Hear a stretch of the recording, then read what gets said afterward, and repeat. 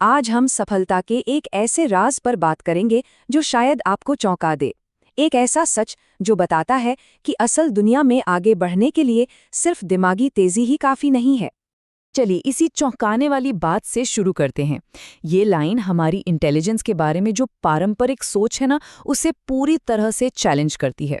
जरा सोच कर देखिए, अगर सिर्फ होशियार होना ही सब कुछ होता तो ये दुनिया कितनी अलग होती है ना। तो चलिए इस पहेली को थोड़ा और खोलते हैं। हमारा पहला सेक्शन इसी आम समस्या के बारे में है कि क्यों बहुत इंटेलिजेंट लोग भी जिंदगी में बुरी तरह नाकाम हो जाते हैं। ये एक ऐसी बात है जो हम सब ने सुनी है। सही कहा ना। हमारा समाज हमेशा से ही एकेडमिक बुद्धिमत्ता मतलब आईक्यू पर बहुत जोर देता है और हमें ये यकीन दिलाता है कि बस यही सफलता का सीधा रास्ता है। पर यहीं पर एक बड़ा सवाल खड़ा होता है। अगर स्मार्ट होना ही काफी है तो क्यों इतने सारे जीनियस लोग असल दुनिया में पीछे रह जाते हैं।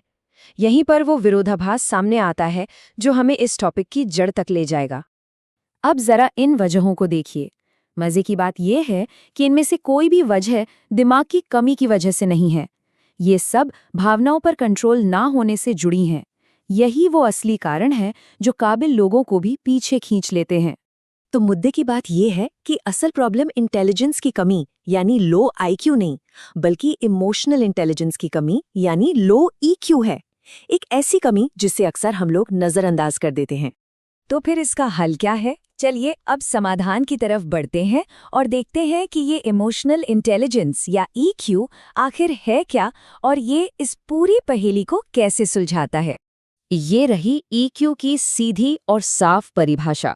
देखिए, ये सिर्फ इमोशनल होने के बारे में नहीं है, बल्कि अपनी और दूसरों की भावनाओं को समझने और उन्हें सही तरीके से इस्तेमाल करने की कला है।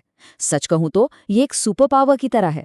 ये वो पल हैं, वो जिंदगी के नाजुक मोड़ हैं जहां दिमागी तेजी अक्सर काम नहीं आती। इन मुश्किल सिचुएशंस में हमारा ईक्यू ही ये तय करता है कि हम जीतेंगे या हारेंगे।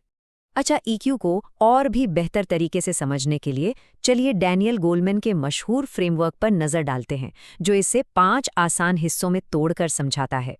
ये पहला और सबसे जरूरी पिलर है।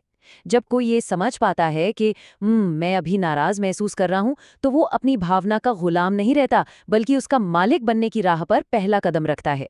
दूसरा पिलर है बिना सोचे समझे रिएक्ट करने और सोच समझकर रिस्पॉन्ड करने के बीच का फर्क।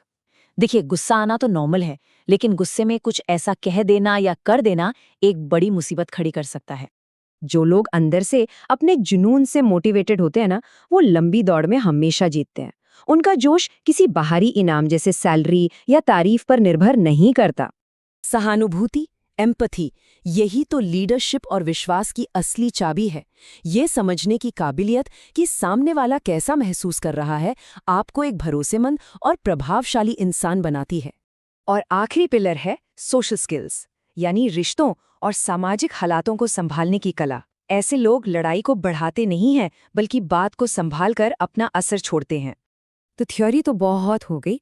अब देखते हैं कि असल दुनिया में, एक्शन में ईक्यू कैसे आईक्यू को पछाड़ देता है।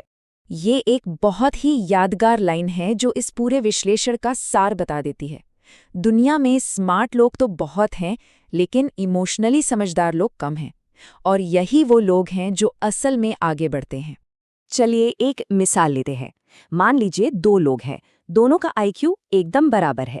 एक है जो जल्दी भड़क जाता है, आलोचना सुनकर बिखर जाता है। वहीं दूसरा शांत रहकर समझदारी से जवाब देता है। अब आप ही बताइए, कौन आगे बढ़ेगा? जाहिर है दूसरा व्यक्ति, क्योंकि उसका ईक्यू उसे किसी भी हालात से निपटना सिखाता है। ये वो कड़वे सच हैं जिन्हें हम अक्सर देखना नहीं चाहते। ये सब इमोशनल जाल हैं, इंटेलिजेंस की कमी नहीं। ये किसी की भी तरक्की को रोक सकते हैं, चाहे वो इंसान कितना भी स्मार्ट क्यों ना हो। तो अब सबसे जरूरी सवाल, क्या ईक्यू को सुधारा जा सकता है? जी हाँ, बिल्कुल। चलिए अब कुछ ऐसी प्रैक्टिकल आदतों पर बात करते हैं जिन्हें आज से ही अपनाया जा सकता है। ये 3 बहुत ही सरल रोज की आदतें हैं जिन्हें कोई भी अपनी इमोशनल समझ को बेहतर बनाने के लिए अपना सकता है। बस याद रखिए, लगातार प्रैक्टिस से ही ईक्यू बढ़ता है। ये इमोशनल मास्टरी के बारे में एक बहुत शक्तिशाली सच है। जब कंट्रोल बाहर की सिचुएशन से नहीं, बल्कि अंदर से आता है, तो इंसान सच में मजबूत और अजेय बन जाता है। और अंत में ये यादगार टेक अवे। ये ताकत और इमोशनल कंट्रोल की सोच को एक बिल्कुल नया नजरिया देता है। सवाल ये नहीं है कि भावनाएं हैं या नहीं, सवाल ये है कि हम उन भावनाओं के साथ करते क्या हैं। असली ताकत इसी में है।